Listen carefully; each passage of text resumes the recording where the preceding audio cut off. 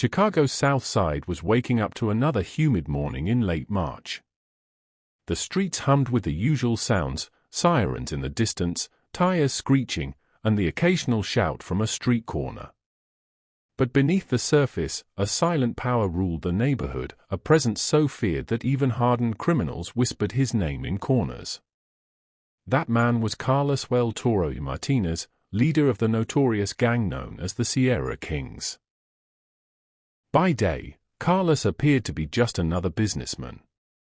He wore sharp suits, drove a black BMW through downtown traffic, and frequented upscale restaurants in River North. People in his office building admired his confidence, his charm, and his sharp business sense. They had no idea that behind the polished exterior lay a man who had orchestrated some of the most audacious crimes Chicago had seen in decades. By night, however, Carlos's world transformed. The streets recognized him not as a businessman, but as El Toro, a figure whose reputation could silence rival gangs with a single word. He moved with precision, controlled his crew with a mix of fear and respect, and made decisions that were as ruthless as they were calculated. Some said he could predict moves before anyone even thought of making them. What made Carlos truly fascinating and terrifying was the duality of his personality. One moment, he was charming, almost endearing. The next, he was cold, calculating, and capable of extreme violence. His crew often joked that he wore a mask even in his own home, but no one dared question him. And that's where the story begins. What drives a man to be feared and respected at the same time? How does someone maintain such control in a world of chaos? Stay with us until the end of this video, because by the time the judge reads the verdict, you'll understand why he smiled in court. But even as Carlos went about his daily life, whispers were spreading across Chicago. Rumors of a massive, high-stakes heist were circulating through the underground. Everyone in the gang world knew that when El Toro made a move, it would shake the city to its core. And nobody knew yet they were about to witness a crime that would leave the entire West Loop in shock. If you're intrigued so far, hit the like button and comment below where you're watching from. Chicago, New York, Los Angeles, or somewhere else. And make sure to subscribe and get this channel to its first 100 subscribers and also to catch the full story. It was a quiet night in the West Loop, one that looked normal at first glance. Pedestrians strolled along Randolph Street and late-night diners finished their meals, unaware of what was about to unfold. Suddenly, a fleet of black SUVs appeared, blocking the street with military-like precision. Men in masks and dark clothing jumped out, carrying semi-automatic rifles and gear that suggested months of preparation. At the center of it all was Carlos. From a distance, in the shadows of a nearby building, he observed every detail. His eye scanned the scene, noting every patrol car, every security camera, and every pedestrian. Then, with a subtle nod, he gave the signal. The operation was about to begin. Witnesses later described it as a scene from a movie. The team moved with clockwork precision, blocking the delivery truck, securing the perimeter, and executing the heist in mere minutes. Not a single shot was fired, not a single life lost, but the audacity of the crime left the city's authorities stunned. The cash, millions of dollars, vanished in an instant. And just like that, El Toro reminded Chicago why he was the most dangerous gang leader the city had ever seen. Enter Detective Laura Benson, one of Chicago PD's most experienced officers. She had spent 15 years tracking gang activity, and she had been waiting for a break big enough to finally bring down Carlos Martinez. Watching the chaos unfold from the investigation room, she realized immediately that this wasn't just a robbery. This was a statement, a move orchestrated with surgical precision. But there was something else. Something unusual about Carlos. Detective Benson couldn't put her finger on it, but she sensed there was a deeper plan unfolding. One that no one else in the city could see. Something that went beyond money, beyond fear, beyond even power. Then, just as the city was beginning to breathe a sigh of relief thinking the heist was complete, an anonymous tip arrived at the precinct. A single envelope, unmarked, containing just a few sentences. You think you caught him. You haven't even begun to understand him. The word sent chills through Detective Benson. The heist seemed perfect. But perfection, she knew, often masked a far more dangerous truth.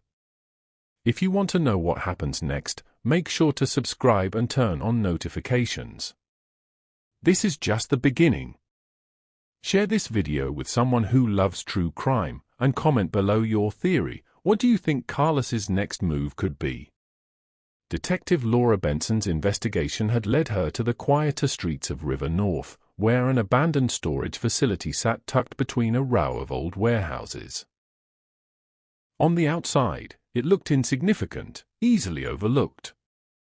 But a tip from an anonymous source had pointed her here, and from the moment she stepped inside, she knew this was no ordinary lead. The storage unit was filled with neatly stacked crates and pallets. But what caught her attention were the meticulous details. Every crate was labeled with codes, every item positioned as if to send a message. At first glance, it was just millions in cash, evidence from the West Loop heist. But as Benson dug deeper, she found surveillance photos of rival gang leaders, detailed maps of streets, escape routes, and, most intriguingly, a journal, handwritten in neat, deliberate script. She opened it cautiously. Inside were notes not about money, not about power, at least not entirely. The pages hinted at something bigger. A cryptic line stood out. Not everything you see is what you get. Truth lies where you least expect it. Benson's brow furrowed. This wasn't just a robbery. Carlos was planning something far more intricate, a move that could change the balance of power in Chicago forever. The notes reference people who weren't in the gang, places no one had visited, and times that didn't match the heist schedule. Her mind raced. Could this be a diversion? Was the heist a setup for something bigger? Or worse, was Carlos planning to disappear entirely, leaving the city in chaos? At this point, I want you to pause and think, what do you think Carlos was planning? Comment below with your theories. Who's really in control here, the gang or Carlos himself? Benson realized she had stumbled onto the tip of an iceberg. Every detail suggested a hidden layer, a game within a game. And as she pieced together the clues, one thought chilled her to the bone. Carlos wasn't just thinking about the money, he was thinking about everything else. The city was buzzing. Headlines screamed across local and national news. Dangerous gang leader arrested. Chicago holds its breath. People crowded around newsstands, huddled over phones, and tuned their TVs to follow every new update. Social media exploded with debates, theories, and videos from bystanders who caught glimpses of the raid. Carlos Martinez had become a living legend overnight, feared, admired, and hated in equal measure. Courtroom doors opened on a chilly morning in Cook County Court, and Carlos walked in like a man attending a casual business meeting. He wore a tailored gray suit, his hands folded calmly in front of him, eyes scanning the room. Reporters whispered, victims' families glanced nervously, and even the judge paused, sensing the quiet authority in his demeanor.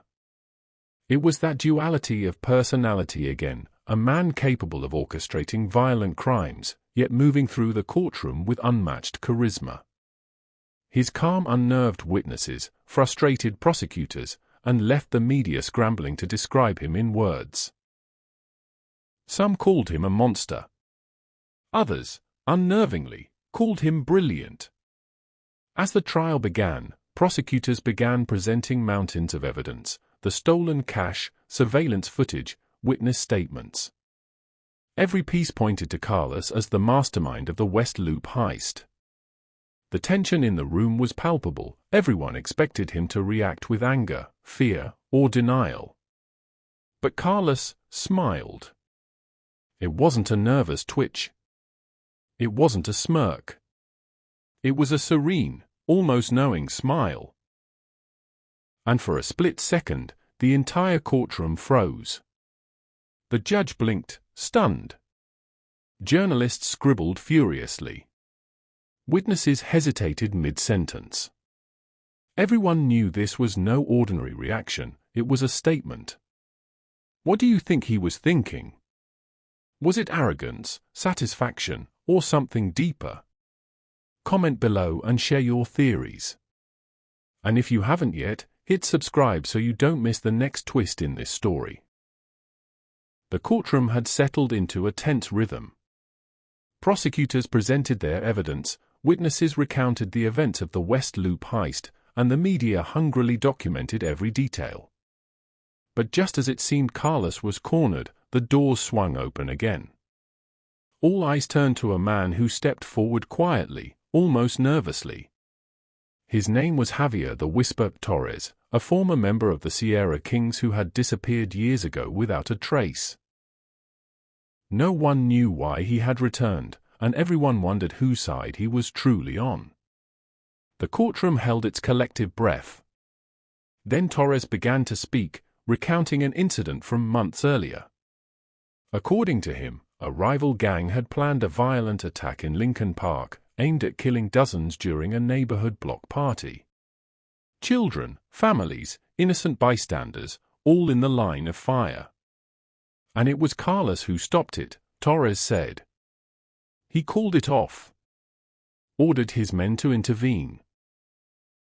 No one else would have dared. Lives were saved that day because of him. Gasps filled the courtroom. Families of victims stared in disbelief. Journalists whispered furiously. Detective Benson narrowed her eyes. Something about this testimony didn't sit right with her, but the facts were clear. Carlos had prevented a tragedy. This revelation transformed the narrative. Carlos wasn't just a ruthless gang leader, he was a man capable of morality in a world of chaos. Viewers would later debate this for hours. Could someone orchestrate a heist of millions yet still save lives? Was he a villain or a cunning anti-hero? Pause for a moment and think, can a man be both a criminal and a savior? Comment below with your thoughts, your opinion could spark a fascinating discussion. Yet beneath the courtroom drama, Detective Benson's instincts told her that this was only part of the story. While everyone else saw the duality of Carlos, she noticed tiny inconsistencies in the timelines and testimonies. A map that didn't quite match the heist route. A surveillance clip missing a key 5 seconds. Something was hidden, something far bigger than anyone suspected. Outside the courtroom, Detective Benson returned to her office, determined to follow every lead. The storage unit, the cryptic journal, and Torres's testimony all painted a complex picture. But there were gaps she couldn't ignore. She started tracing financial records tied to Carlos and the Sierra Kings. That's when she found it. Millions of dollars had vanished into offshore accounts that had no clear link to Carlos's personal spending. There were no luxury cars purchased, no extravagant homes, yet the funds were moving, meticulously tracked and hidden. Why would he steal millions if he never touched a dime? Benson muttered to herself. The more she investigated, the more she realized that the West Loop heist might have been a distraction, a carefully planned move to cover something else entirely. Perhaps an even bigger operation, one that no one in Chicago could yet understand. She also revisited the evidence from the storage unit. The journal's cryptic entries, once thought to be vague musings, suddenly appeared to describe future targets, coded messages, and contingency plans. Carlos hadn't just been stealing money. He had been orchestrating a network of events with precision that rivaled a chess grandmaster. If you want to see all the secrets revealed, make sure to like and share this video. Comment your theory below. What could Carlos be planning next? The courtroom had barely settled after Javier the Whisper Torres's testimony when another shock hit. Miguel Ace Rodriguez, a longtime lieutenant in the Sierra Kings, suddenly requested to testify. Whispers filled the room. Everyone knew Ace as fiercely loyal to Carlos. If he was here to speak, it could change everything. And then it happened. Ace stood and dropped a bombshell. Carlos had plans beyond what anyone knew. I stopped him from killing someone important. The courtroom erupted. Reporters scrambled to capture every word. Families of victims gasped. Even the judge leaned forward in disbelief. Detective Benson's eyes narrowed. This betrayal didn't just threaten Carlos's trial. It threatened the city itself. But Carlos? He remained calm. His signature serene smile never wavered. He didn't flinch, he didn't look angry, nothing. It was almost as if he had anticipated this betrayal all along. Was it arrogance? Was it a signal to the city, to his crew, or to someone we hadn't met yet? No one could tell. Ace continued, detailing a thwarted assassination plot that could have ignited a violent war between rival gangs in Chicago. He claimed he had saved lives by acting against Carlos's plan, but every word raised questions. Was Ace telling the truth? Or was this part of Carlos's larger strategy? What do you think? Did Carlos know Ace would betray him? Comment your predictions below. Could the calm smile hide a master plan, or is it simply arrogance? Detective Benson felt a shiver. In her years on the force, she had learned to trust instincts, and her screamed that Carlos's story was far from over. The betrayal had rattled everyone, but for Carlos, it seemed only to strengthen his control over the courtroom, his crew, and perhaps even the city itself. The day of sentencing arrived. Outside Cook County Court, news vans lined the streets, microphones jostled for space, and bystanders craned their necks to catch a glimpse of the notorious Carlos Martinez. Families of victims, city officials, journalists, and even rival gang members filled the courtroom. Every eye was on him. Carlos walked in, as always, calm and collected. His sharp gray suit was impeccable, his posture commanding, and that unsettling smile returned. Reporters frantically took notes, but the expression on his face left everyone uneasy. Was it arrogance, defiance, or some secret satisfaction no one could understand? The prosecution summarized the case: the West Loop heist, the stolen millions, the lives threatened, the betrayals, and the manipulation. Witnesses recounted the chaos, Detective Benson highlighted the meticulous planning, and the jury listened intently.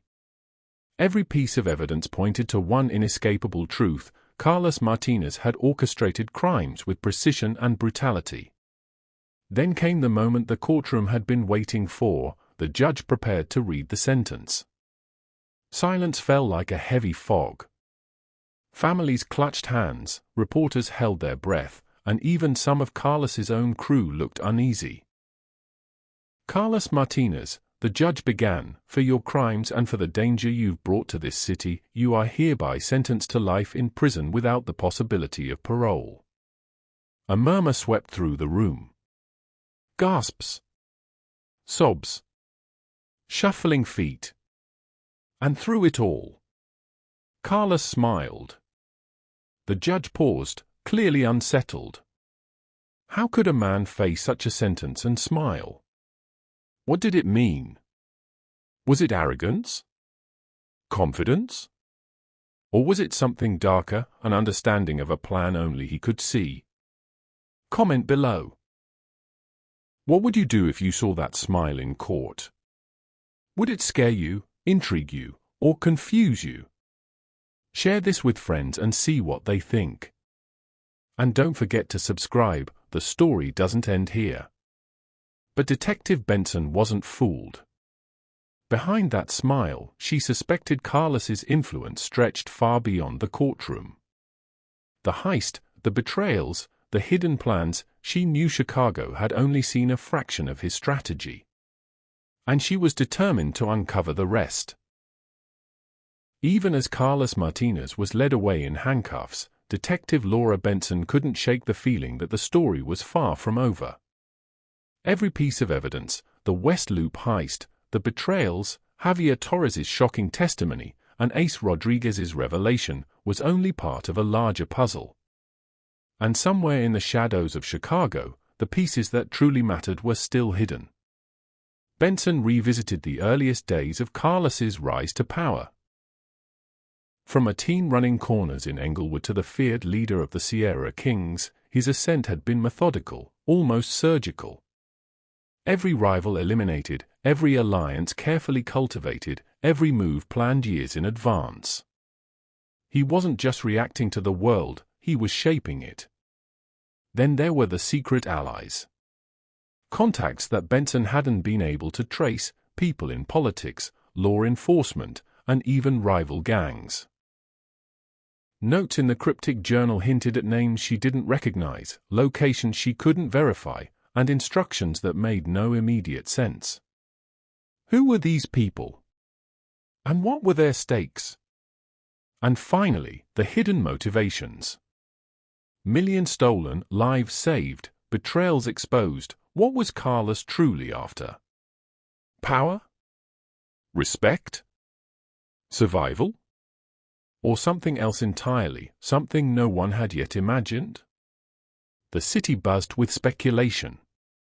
Social media exploded with theories. Some called him a master criminal, others a dark anti-hero, and a few even wondered if the smile he wore in court was a message. Could it mean he had already won in ways no one saw? Had he anticipated every move, every betrayal, and every investigation? What do you think that smile really meant? Comment below with your theories. Did Carlos already have a plan no one could stop? And if you haven't yet, hit subscribe because the next chapter will reveal secrets even the police never found. Carlos Martinez's story was a paradox. A ruthless gang leader, capable of orchestrating violence with surgical precision, yet capable of acts that saved lives. A man who commanded fear and loyalty in equal measure, yet left the courtroom with a smile that haunted everyone who saw it. The duality of his character left Chicago and the nation questioning the line between criminality and cunning. Was he purely a villain or a criminal with a moral compass, operating by his own code? The answer was elusive, and that ambiguity is what made his story unforgettable. Now it's your turn. Comment below your theories about Carlos. What drives him? Discuss the morality of gang life and the choices people make in extreme circumstances. Share this video with your friends and spark the debate. Do you think he deserved to smile in court? And don't forget to subscribe, hit like, and share this story if you want to uncover more hidden layers in the next episode. Carlos Martinez's smile was not the end, it was the beginning of a story far larger, more intricate, and more dangerous than anyone could imagine. And next time, we'll uncover the secrets that even the police couldn't see.